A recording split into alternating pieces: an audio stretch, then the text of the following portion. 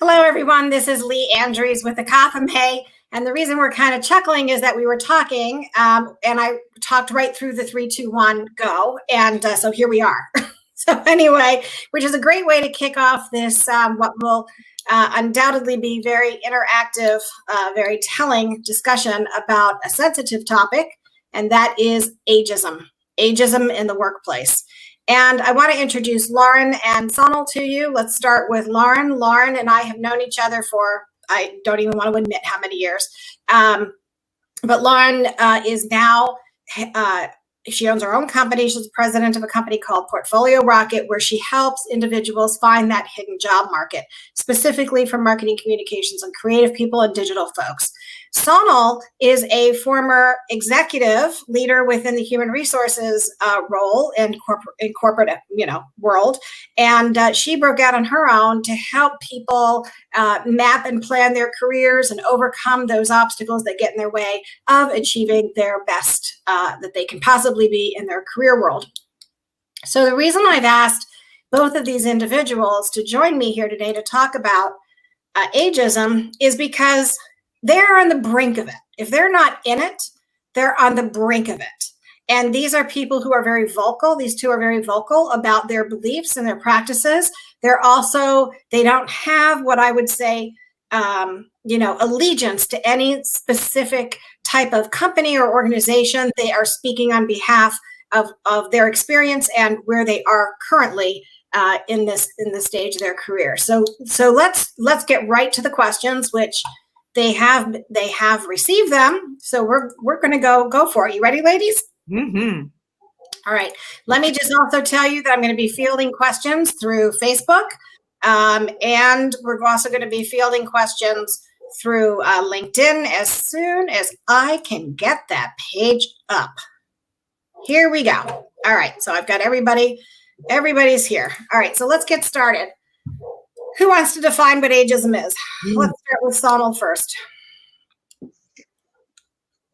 For me, ageism is the practice of discriminating or passing over someone for a role or an opportunity because of their age. Only thing, and that's the invisible thing, the age. That's the way I would describe it. All right, Loren?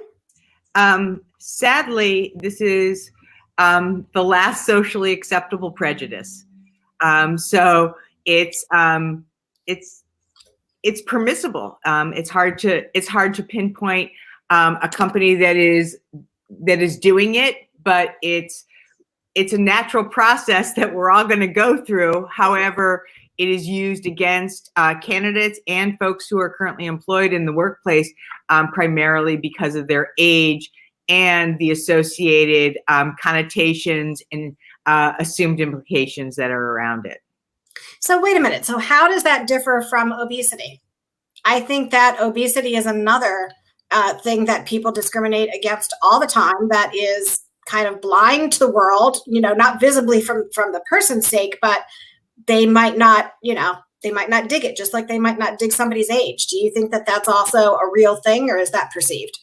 No, that is definitely a real thing. I think that the difference there is everyone is going to age. Every single person is going to age. It's inevitable. Not everybody is going to necessarily be obese or define themselves as obese. But it's one of those things where it hasn't happened to you yet. And so it will impact you at some point. But Lee, you bring up a good point, and I think appearance. Let's be honest, your appearance makes a big impact on how well you do in your career. Weight is one aspect of appearance, right? There's lots of others, and there's particularly lots of double standards when it comes to, I'm jumping right in. There's lots of double standards when it comes to men and when it comes to women. Totally. So what you're talking about, and Loren talked about it in the pink elephant in the room, right? It was only like literally a few months ago that there was something in the news that women can stop wearing heels at the workplace because they rebelled and they said, we don't want to do this anymore. It's not good for our health and our back. We're in 2019, 2020 when I read that. So that's not okay, right?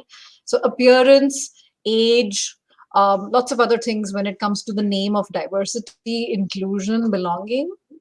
There's a whole bunch of stuff that's there. Some of it we are conscious of, some of which we are unconscious of, but it's there.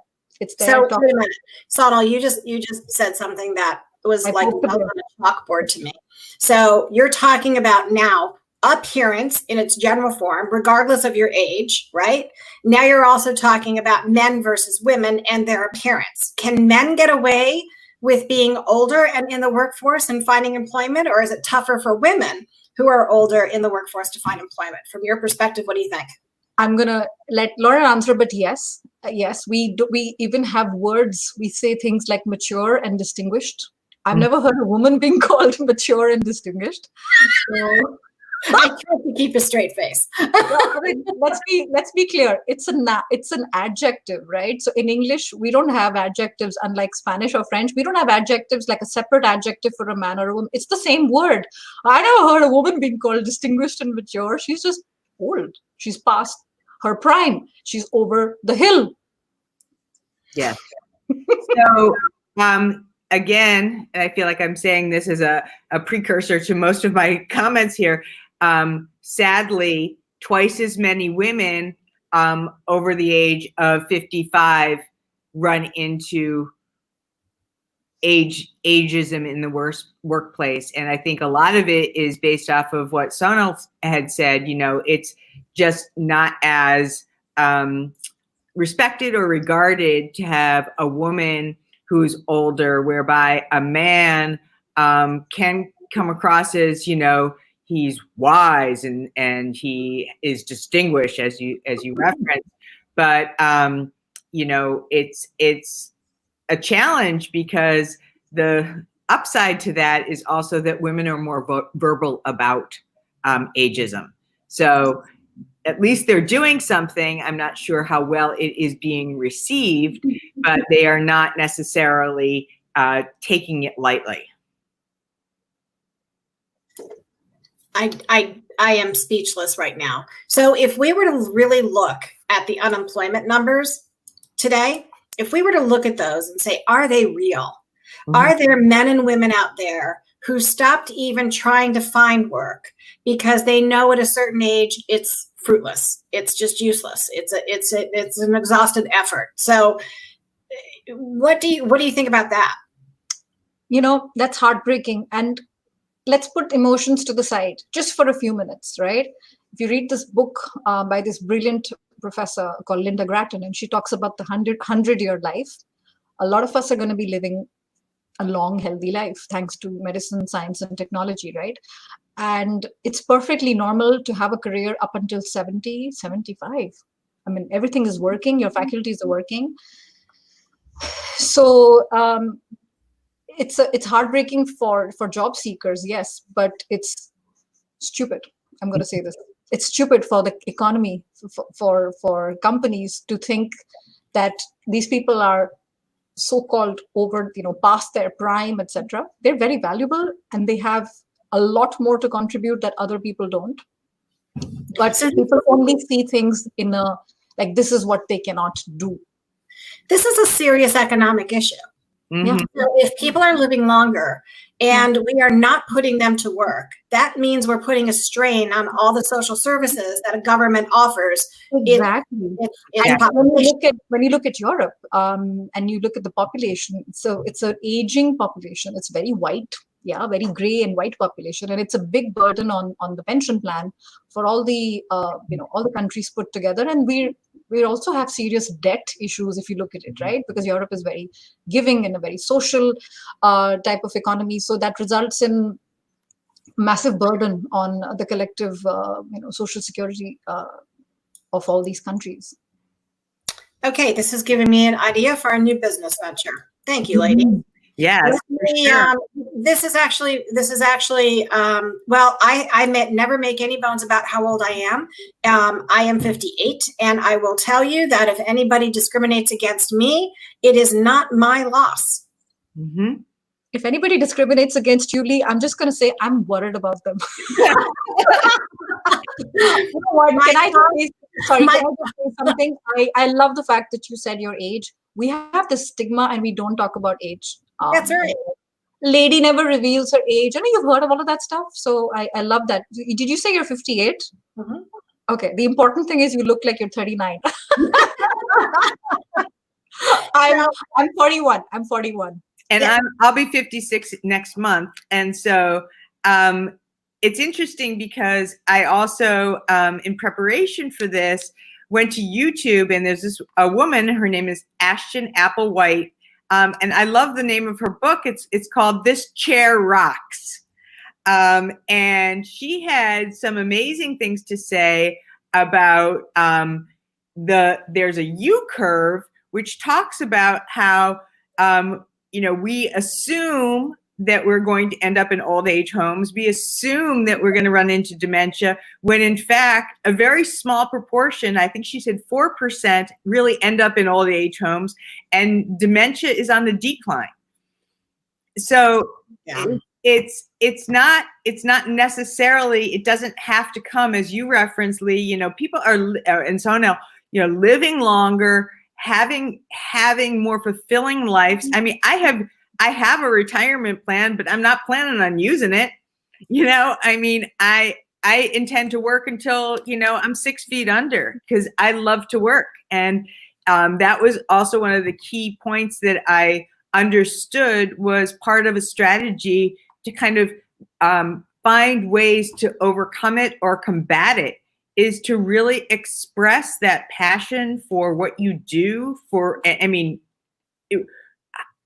Working is like breathing to me, and Part of who we are. It really, but see, that's the difference, is that you're either working for the money, and these people are working for a cause, and that cause is themselves. They want to stop working at a certain time and just live out the rest of their days and retire, traveling, and there's nothing wrong with that.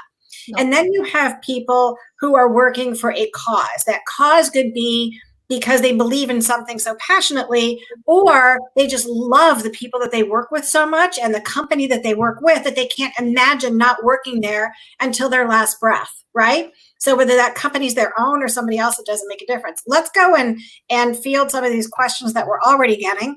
The first is from Cynthia. Cynthia says, could you please touch on the subject of women working as an entrepreneur most of her life and then trying to re-enter the workforce after age 55? Lauren? That would be you and me. Yes. So I share a lot of your sentiment, Lee. I really have never really been fixated on my age. I'm kind of proud of it. But just to answer the question, it's, if you're calling attention to it, then it's more of an issue than it really is. And a lot of the research that I did in preparation for this really talked about not necessarily announcing it, not saying, oh, I just had a senior moment. I mean, you do not need to reinforce the obvious. We all have senior moments. I mean, people in their 20s have senior moments, but as you are aging, there's no need to necessarily announce it. I have been working with a number of clients, and in the initial calls, they'll say to me, oh, and by the way, I'm 60, blah, blah, blah, or this or that. And I kind of just shrug my shoulders and say, so? It's like, and what did you have for breakfast this morning? So, I mean, I would not ignore it. I would find ways to embrace it. Because it also comes with a number of really valuable, irreplaceable assets that you'll never find in somebody who is 15, 20 years younger. And that's called experience. Yeah. Sonal? You said Cynthia, right? Yes. Okay. Two different approaches. One of them is a little bit contrasting to what Lauren is saying, but I think it'll be a good, healthy debate. The first thing is, and Lee, we talked about it when you came on my LinkedIn Live, and I still love that line. You got to put on the hat of a consultant. You're not an employee. So if you're looking for a job, what is the problem that you're going to be solving? And focusing on that problem Why is Cynthia the best person for the job? Reason number one, reason number two, reason number three. So very focused on the topic, and why you're the best person. So that requires a little bit of introspection and reflection, but obviously it can be done. And it has to tie in with what they're looking for. It can't just be Cynthia is great. She's great because you guys want this. I got it. Not only do I have it, like I rocket this, right? So that is the first. The second thing is, and you didn't say this, Lauren, but some people believe in hiding graduation date on their resume, on their LinkedIn profile. You don't see the dates because they feel it's a way that people will discriminate. And I know this is a lot more sensitive in the US than it is in other parts of the world. The way I look at it, and it's a personal approach, my personal opinion, is when we try to hide something in our records, or we don't talk about it, it's like we've got something to hide. Mm-hmm. So if someone is going to discriminate, they're going to find ways to discriminate. They don't like, if I'm a guy, they don't like my beard, or if I'm a girl, I just don't look, because LinkedIn has pictures, right? So you can see. So like they say, haters going to hate. So discriminators are going to discriminate. They're smelling it. They can smell it out. But I personally would keep all of that stuff. And that is part of what makes me special. But y'all are much nicer than I am. Cynthia, here's what I would say. Here's what I have said, and here's what I will continue to say. When anybody says, don't you think it's time to end your career? Do you think it's time to retire? I'm having difficulty. Have you met Hillary Clinton, Donald Trump, Mike Pence, Joe Biden, and all the other world leaders today who are well in their 60s and 70s doing these remarkable things? Now, some are, I'm not going to get into the political debate here, but they are making a name for themselves at any age. At any age. So age is no longer, in my world, an excuse. It is not an excuse for anything. And so, Cynthia, that's these two gave you probably the better approach. And I just go right to, yes, I don't want to play with people who are going to discriminate. Mm-hmm. And I don't want to play with people whose minds are so limited that they don't see the value in the young and the older part of a generation and who's in this world. And Randolph made that point. He said that younger people are also discriminated against. So now you've got and it's true, right? So the millennials and potentially the Gen Xers are going, okay, boomer, while the boomers are going, you guys go back and play in your sandbox. When you're ready to graduate, real world, then we'll come and talk. So it's across the spectrum. So what do you think about that, Sonal? No, I just wanted to add, because I didn't say anything you did as far as politics is concerned. So since you gave me a little opening, I'm just going to say it. I'm not going to take names, but some political leaders have pivoted. When you say late, traditionally speaking, late 60s, 70s, whatever, some political leaders have pivoted, but they set the bar so low that, let's just say, Cynthia, if they can do it, you can most definitely do it. That's what I'm going to say. There you go. Preach. There you go. Preach. That's right. That's right. So yes, and there's nothing that my generation has done that I have to fear doing myself, because it's all they've done everything they can possibly do. Let's go through some more of these questions here. But I do want to ask these other two questions before we get to the group's questions. Have you ever worked with a hiring manager who actually requested somebody of a specific age, be it younger or older or what have you? And how did you handle that? Let's start with Lauren. So very specifically, in my last role, I worked with a number of startups and direct consumer organizations, and they would say, we have a very fast pace, and, we're looking for somebody on the cutting edge, and, and even more direct, we want someone, young and really a technology whiz. And implying as if somebody who's a little bit, more senior in their career is lacking in that area. And because number one, it was a publicly traded company, and we had been through some training, we had to provide, a very politically correct response. But it was true. We're looking for the best candidate, is really the truth, and really also the way to approach any of the searches, and politely shut them down and let them know that we are not going to start picking people out who, are exclusively on the younger end, and that we were looking at the whole picture, including the experience. I mean, many of the candidates that we shared for that particular search that I'm thinking about, these folks had scaled businesses, like record breaking, like Olympiads, and they were very valued.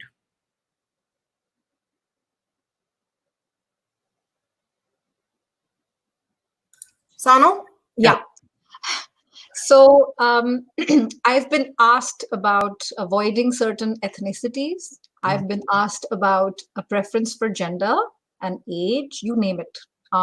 People think it's off the record, and so some of the words they use are culture fit. Okay. Mm-hmm. And I call BS. I call complete BS on it. But so you'll say, okay, I want someone younger. I'm also going to see the position. Let's say it's a very junior position. I have to apply my own judgment and my own discretion. If I have somebody who's a little bit overqualified, right? In other words, a little bit older applying for it, do I think it would be the right fit? However, when it's a little bit more senior position and they want someone who's at this age, 32 to 35, people say that sometimes to me, have said that to me sometimes. I'm like, why? So challenging the assumptions is very important, because people don't realize that they're biased. Yeah, but everybody else in my team is the same age. So challenging is number one. I've also been a bit rowdy, and I've given them the opposite of what they wanted. I want somebody of this ethnicity, of this gender, and these many years of experience. And I gave them the opposite. But that person was the best fit. So I gave them two candidates. They didn't love them. You do your best. And the third one, who they didn't want, is the best fit. So I'm like, let merit speak for itself. Can you be a little bit blind? Can you be blind to gender, age, etc.? No, a lot of people cannot be blind. But if I argue with them and I get passionate and I heart and my cheeks are red and I start fighting, it has the opposite effect. It does. It has the opposite effect. They are not listening anymore. They just tune out, right? So gently, very sweetly challenging those assumptions, and then getting the people who are like, yeah, this guy is 55. Yeah, meet him. See what you think. Like, oh my God, my world has opened up. He's doing such amazing things. And guess what? Most of the time, they have a higher, they stay longer, right? They're not jumping ship at the drop of a hat, unlike others. I'm generalizing, of course, I'm exaggerating, but that tends to be true. They have less to prove. You know what I mean? They've been there, done that. They're looking for certain stability, etc. So challenging assumptions, sometimes being a bit rowdy, giving them the opposite of what they want, but is the right fit, and challenging what the heck do you mean by culture fit? All of that stuff helps to make them realize, okay, I've been thinking like this for 30 years, but I may not be right after all. There you go. See, again, you can tell who are the two adults in this conversation and who's not. So my typical response during that. I am loving this. I'm loving this. I want to know what you had for breakfast, because I actually something very spicy. I told this to a first-time client who told me that he wanted somebody who was blonde, in her 20s, and blah, blah, blah, blah, blah. And mind you, I was in my 30s at this point, right? So I looked at him and I said, you have told me that you need to accomplish this, this, and this, and you need to do that within 6 months. I don't care if she comes in here with purple hair and a pink polka dotted outfit, and she's 75 years old riding a tricycle to work every day. She can accomplish. Or if she is a he. Or if she is a he, that's right. Or if she is a he. I said, I don't care who this person is. I said, but if they can accomplish the goals, those are the people that I'm going to represent to you. Yes. If you don't want those people, I know 5 other hiring managers who do. So now, do you still want to work with me? He is still a friend of mine to this day. That's awesome. So again, if we focus on results and outcome, we'll do much better. Now, here's a different conversation that's been happening here, and I need to get to him. Darren says, I've encountered encouragement for others to engage in ageism because of their desire to compete against me. In other words, casting aspersions in the minds of others, meaning casting doubt, casting, skepticism, Okay, sorry, you're gonna have to please read it. Yeah, I've encountered encouragement. Darren, you've got to stop using big words, man. You've met me. I'm not saying he has to dumb it down for us, but it's more like I'm like, where's the question? This guy is on track to get his PhD. I've encountered encouragement for others to engage in ageism because of their desire to compete against me. So that means that they want to bring in younger people to show him up, right? To say that you're not there yet. You are behind the times. You're archaic. You don't know what's going on. And we can do it faster, better, cheaper than you, Darren. So that means these are slimy tricks to make him feel bad about himself? Yes, that's exactly what they are. Yeah. So, I mean, that's a really passive aggressive kind of strategy to get somebody to be really unhappy in their job. I mean, that doesn't speak very well for quote unquote the culture there. And if I am Darren, and Darren, I'm not going to be the grown up in the room anymore. I would just say, you know what? Thanks so much. And this is I'm out. Really, this is really not like the place for me. I mean, there's no winning at that game. Is really the challenge. You're putting yourself in a position where you're always going to be on the hamster wheel, because you know what? There is always going to be somebody younger. That doesn't mean that there's going to be somebody better. It doesn't mean that there's going to be somebody smarter. It just means that if that's the strategy, there's the door. Yeah.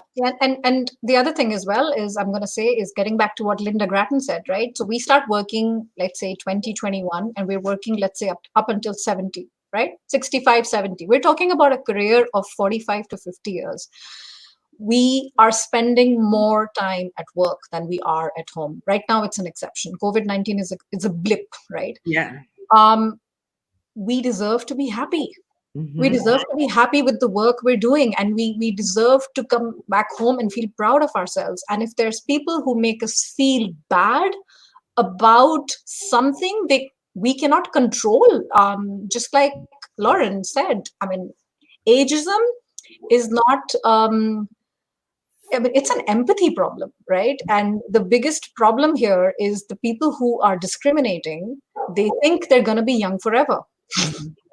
Which they're not. I mean, unless they've discovered the elixir fountain of youth, then sign me up. But it's going to happen to all of us. And it's one of those things that, until it's happened to you, you're never going to have empathy and compassion. So if you've never been fired, you do not know. Do not help people. Come online, come on LinkedIn and give tips on what to do if you've just been fired. If you've never been fired, you don't know how much it stings, how much it hurts your self-esteem.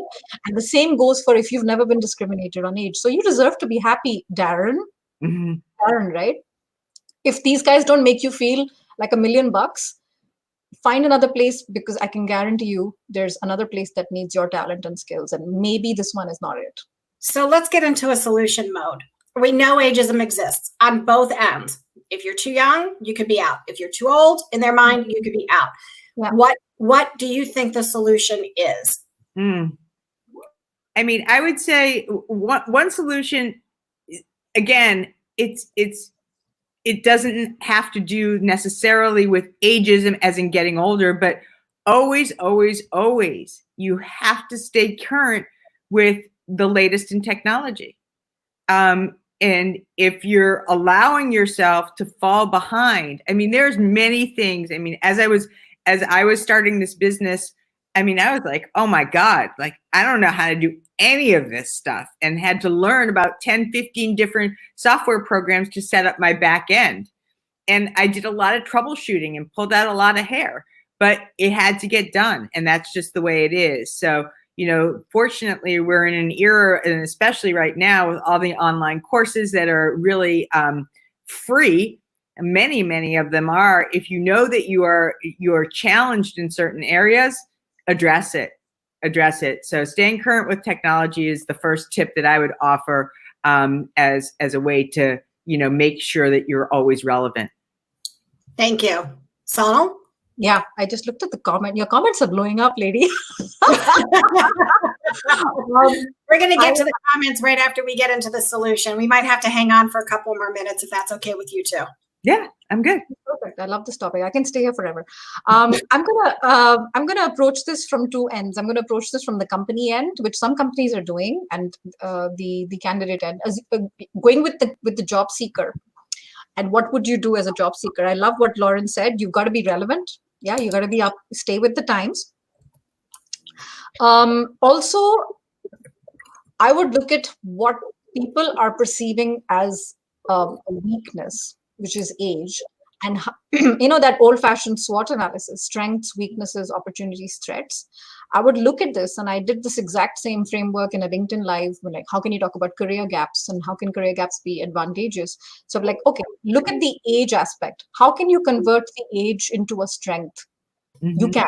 First thing is, like Lauren said, you got to stop thinking of it as a weakness, right? And something's wrong with you.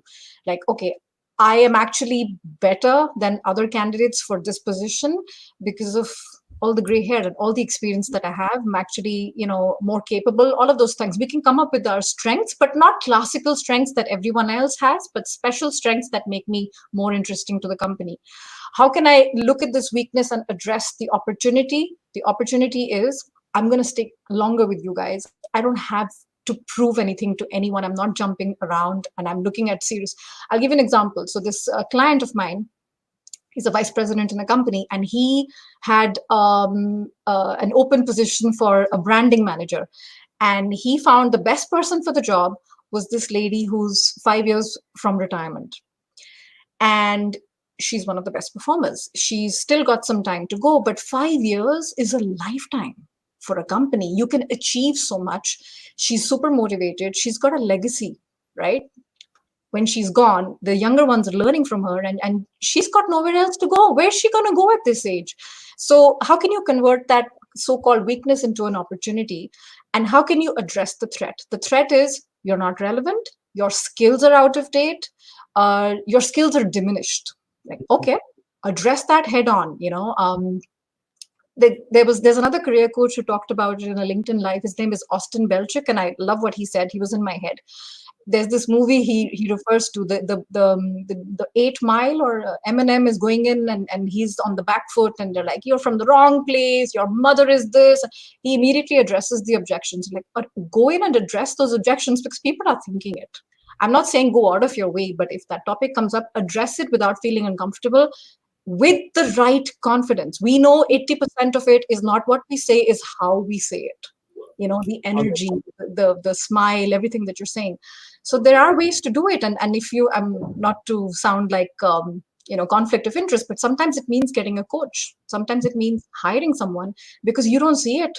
You need someone to show you the mirror. Mm-hmm. Okay, again, you two are the adults in this room. Hard to believe. Yeah, and I approach this again. When I find this, I will head it. I will bring it up right then and there. I'm going to stop that conversation because I can see where the conversation is going. So I will look at that person. I will say, "Tell me something. What value do you think that someone with 30 years of experience can deliver to this role?" And I guarantee you what I get back every time is ideas cemented in their own way, that they are inflexible to think in a new way. And so my response is, snap out of it. We have leaders of the world right now who are all well over 60 and 65 years of age, who are changing how things are doing, good or bad, like it or not. They are influencing change. And people of all ages have the capability and capacity to do just that. You have to look at what change you are looking for in order to determine what person is going to be best for that role. And that person does not have an age definition. They have a capability, they have a flexibility, they have the ability to think beyond what's in front of them and on all sides, up and down. If that's the kind of person that you want to work with, those are the kind of people I represent. They come in all shapes, sizes, and ages. Shall we go? I love it. And then I turn it around and I say, when you turn 45, I'll be here for you too. Even better. Love when it. When you turn 45, I will be here for you too.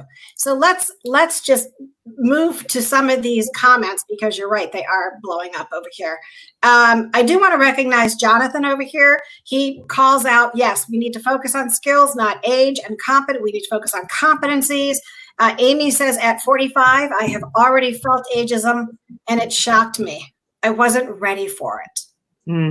What do you say? I know what I would, you know what I would say. But what would you guys say? How do you even prepare for that? Is there a way to prepare for that? I mean, I don't think that there is a way to prepare for it. I think it's a fact of life. It's like, it's coming. If it hasn't happened to you yet, welcome it. I mean, welcome it. It's a different chapter, a different phase of life, and it is what you make it. I mean, it really is. You can look at it as, oh, dang it, like I'm going down, or you could also say, you know what, this is the best time of my life and I'm going to capitalize on it. And I've got news for you. I mean, that's an attitude, and sometimes I need an attitude adjustment. So I hope that you can take that and apply it, because it is powerful. And it's not BS. It really is an opportunity to look at your life from a different lens. Okay. So we're going to go to Randolph, who said, I feel that so many companies are hiring the younger as they have current education, mostly technology, and ask for lower wages than their predecessors. What do you think about that? So the younger generation, and let's talk about COVID. So now we're in a time where you've got 30 million unemployed people, right? You've got people. She stalled. Oh no. Lee? Is it us, Lauren? It's not us, right? Who are willing to lower their salary. Are we all here? Okay. Sorry, we lost you for about 10 seconds. You lost me for about 10 seconds? Yeah. Oh, wow. You're back. Where the heck did I go? So what was the last thing you heard? No, we heard the question and you said COVID environment, and then. Oh, okay. So we've got the COVID environment. We've got tens of millions of people that are unemployed. So you've got competition now, right? So you've got people with little experience who are willing to do something at a very low rate. You've got experienced people who have a portfolio of results that they can bring with them, who are expecting a certain rate. What do you think is going to happen once things go back to normal? I'm going to say something very simple. You get what you pay for.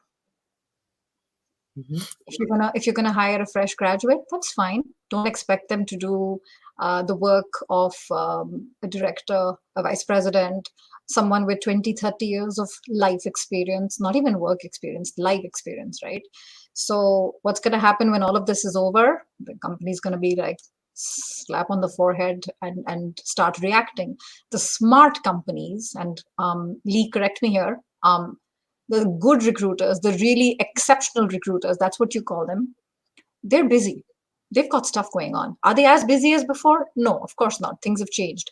But the really smart companies know that when they see good talent, they keep, they mark them, they keep an eye on them. And then, if they can get them on board, that's great. Otherwise, they'll make them a deferred offer. But the ones who are looking immediately at short-term gains, how do you call it? The stock market and next quarter and all of that stuff, they're going to look at things short-term. So that's fine. It means getting a 22-year-old graduate, You cannot expect a 22-year-old to do what a 55-year-old knows about mergers and acquisitions, about marketing, about all of the stuff. Yeah. And what I want to say is we don't know when COVID's going to be over, and we don't know when the new normal is happening because everything has been turned upside down on its head. So use the time to build rapport, to build those alliances, to take advantage of relationships that you've cultivated. And that is something that with experience, you only get better at. I don't know that many younger folks who really have, and I don't mean it like, polish or diplomacy. I'm talking about people who understand the value of investing in others, listening, being able to find out how generously how they can help somebody else. That's not a skill set that you often find in a younger candidate. Somebody who, as you had talked about, Sonal, the empathy, really being able to capitalize on that to be building your teams.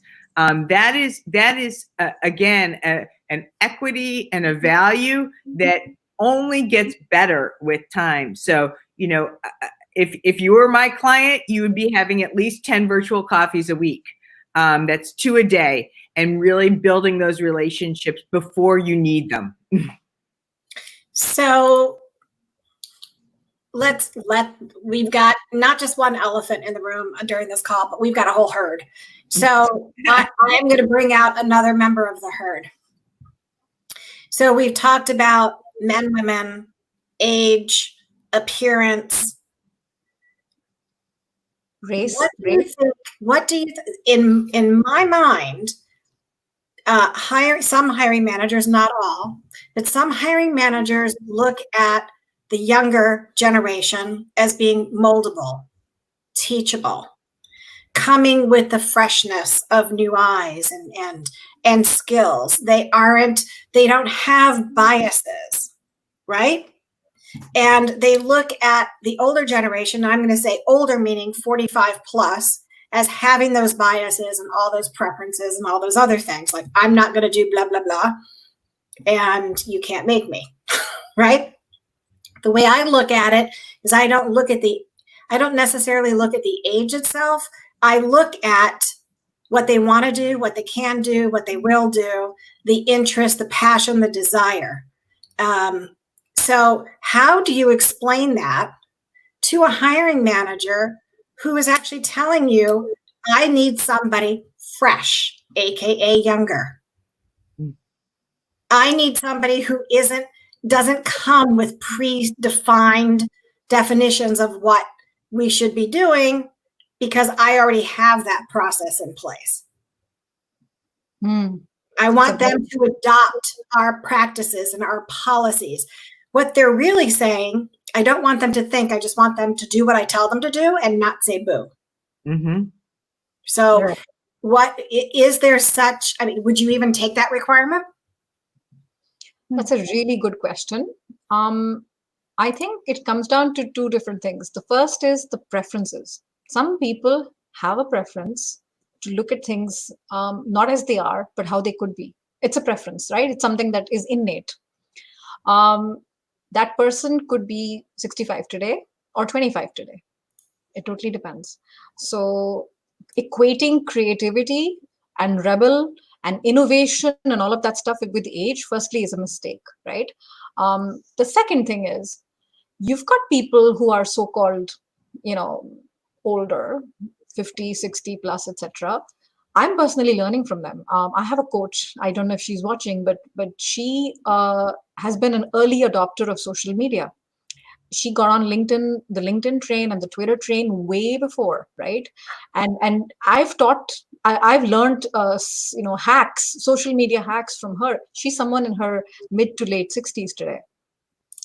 So the open mind thing is a real problem for me, right? Because the suggestion when you get that kind of requirement, Lee, is that only a person with this type of appearance, when I say appearance, like skill appearance, can do the job.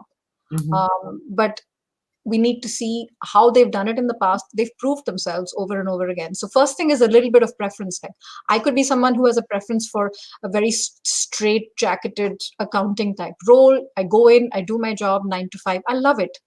I need routine. That's great. Some people need that. And frankly, our economy wouldn't work the way it does. If everyone was entrepreneurial and everyone was creative and taking risks, we would be in the toilet, the economy.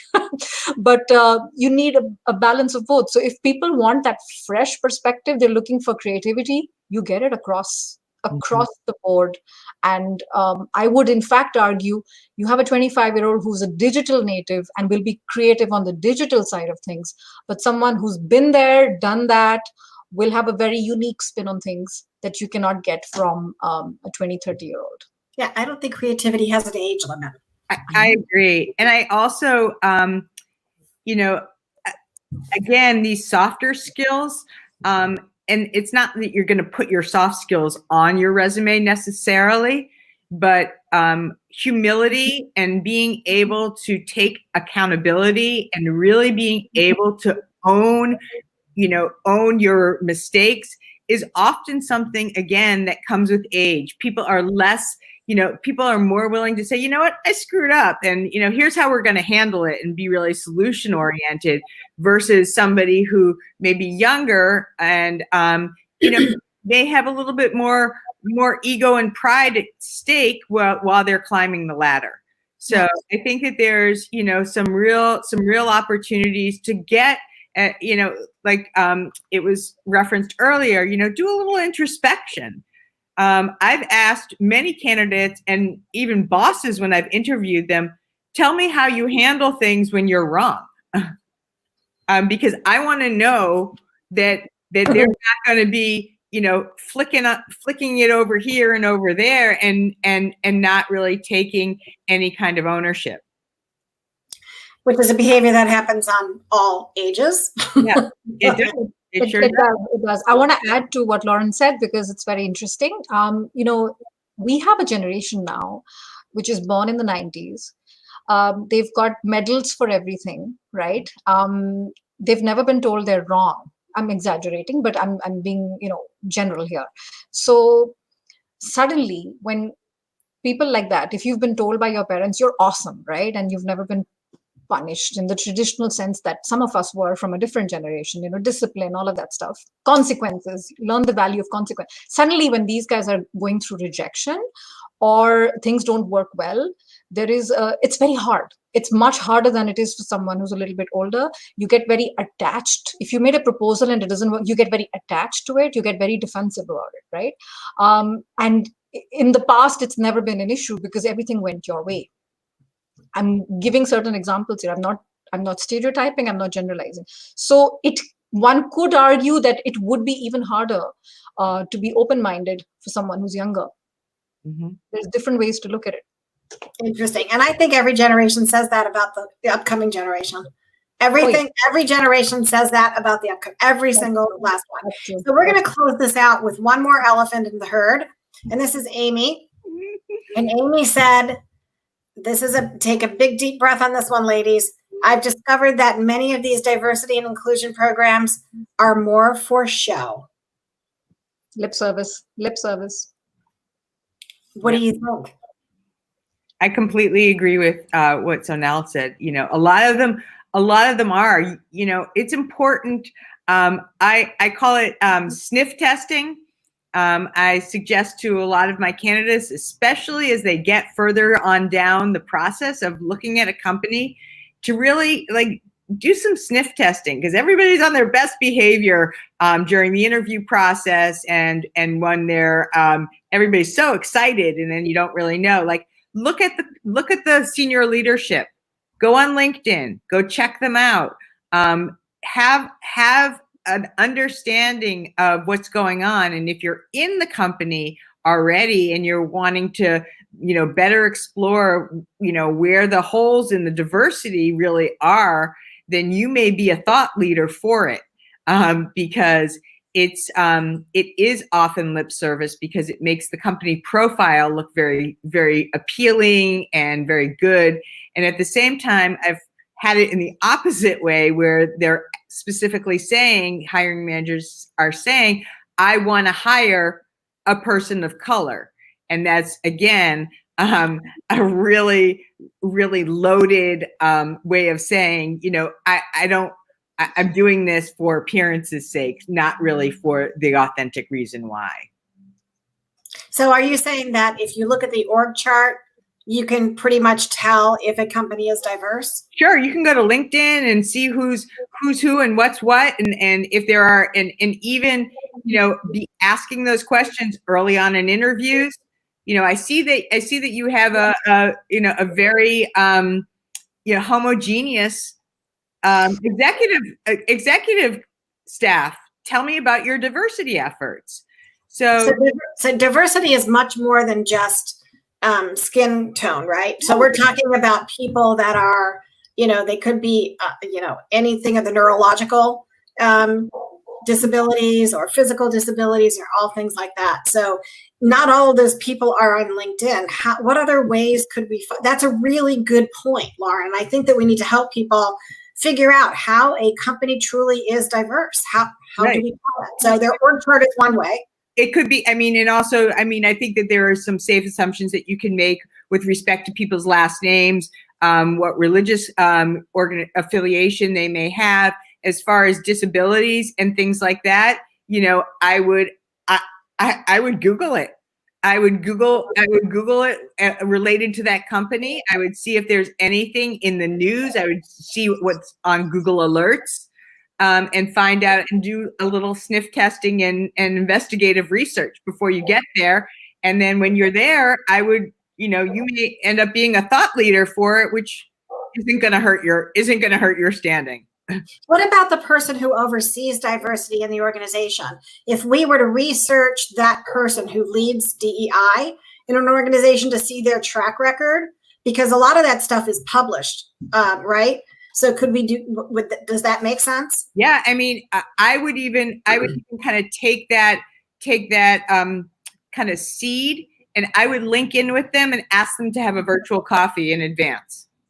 That's how I would probably handle it, and really have some well-prepared questions. Okay. What do you think, Sonal? Yeah. I love what you said, Lauren. And I think, who asked this question? Was it Amy? Amy. Okay. So not everyone here might be looking for a job, right? But they're talking about age discrimination in any case. I think one of the best ways to figure out, because now it's diversity, inclusion, and belonging. That's the third one, which is, there's a buzz going around this word. It's worth finding out in your own way, in your own sneaky little way. It's worth finding out, why are these companies doing these programs? Why? Is it to look good? Or for profitability, or it's because it's the right thing to do, right? Usually it's number one and number two. The third one, it's incidental. It happens to be the right thing to do.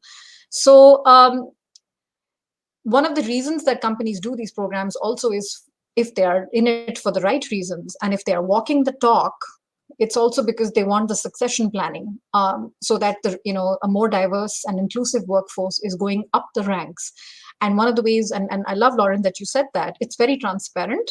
If you started this program a few years ago, by now you should have seen more heterogeneous composition in your organization chart, particularly as you go up in the ranks. Glassdoor is one place which is a great tool online. You see great reviews. People don't lie on Glassdoor. They have nothing to lose. In fact, I would say be careful with Glassdoor, because if you're leaving, some people tend to be very bitter and cynical.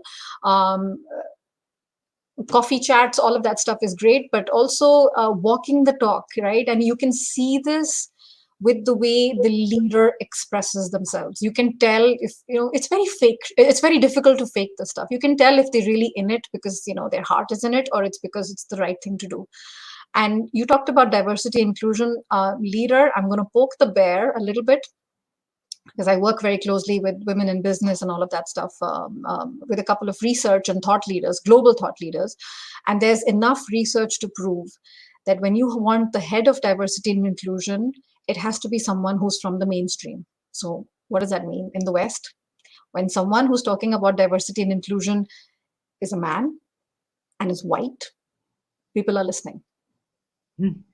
When it's a woman or a woman of color or somebody in a wheelchair, it's less heard. Okay, there's enough research out there, and there's a couple of people who talk about this, and it has to be someone mainstream, whichever part of the world you are in. They are part of the sort of, people listen more when they talk. Otherwise, the rest of us, we're preaching to the choir. We all know it's the right thing to do, but nothing is happening. Ageism is as rampant as it ever was. There's enough articles in it these days to prove that. Okay, guys, I don't know about you, but I'm exhausted.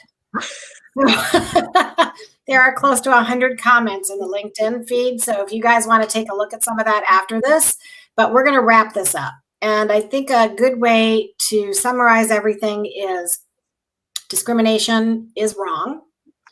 Biases are a normal part of who we are. We have to keep them in check.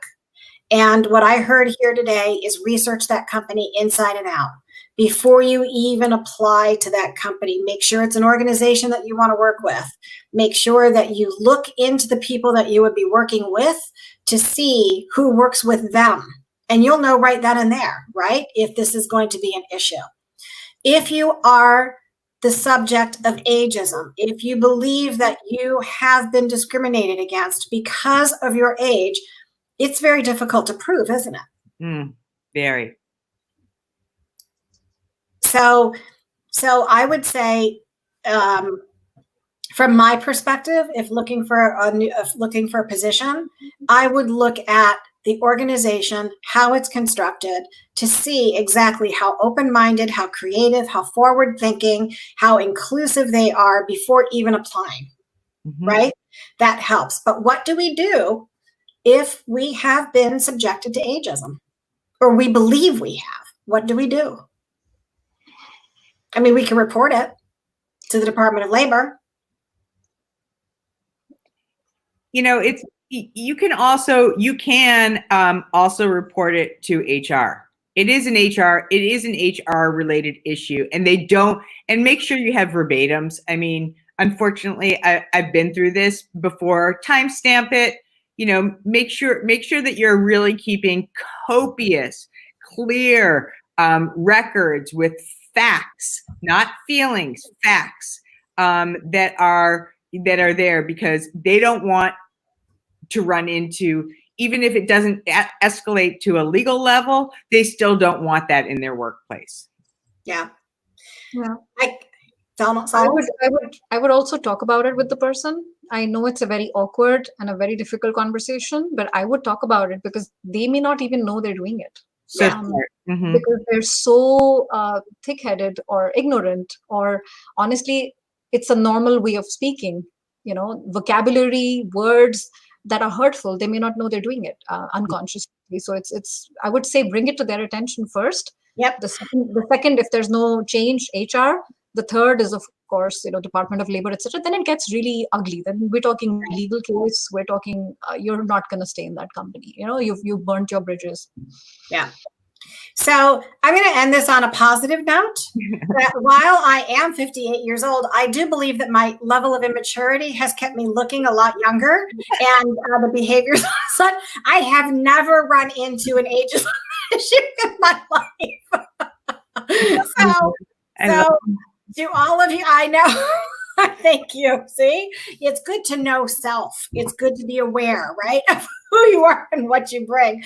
But to all of you who have experienced this, I don't want to laugh at it, because it is a very serious issue. If you are having trouble in this area, please reach out to any one of us on this call today. We'll do what we can to help you get through it, or at least to position yourself in a better way to make sure that it doesn't happen to you. And I think that's the answer. It really is. We have to position ourselves and have a mindset that says, this is who I am. This is what I do. Do you want to work with me or not? And make it just that simple. And if they don't want to work with you, that's fine. There are other people who will. So, so thank you again, Lauren and Sonal. I greatly appreciate your time. And to everybody who's listening, the three of us will look at your questions and we'll respond if there's anything that we can add to help you. Thank you so much, everybody. Have a great day. Tomorrow, live with Lee. I've got so many people booked, I couldn't even tell you who's on tomorrow. Let's see who we got. Who we got tomorrow? We got people.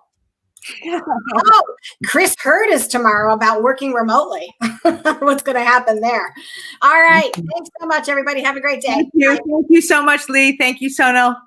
Thank you, Lee. Thank you for having us. Yes. Bye.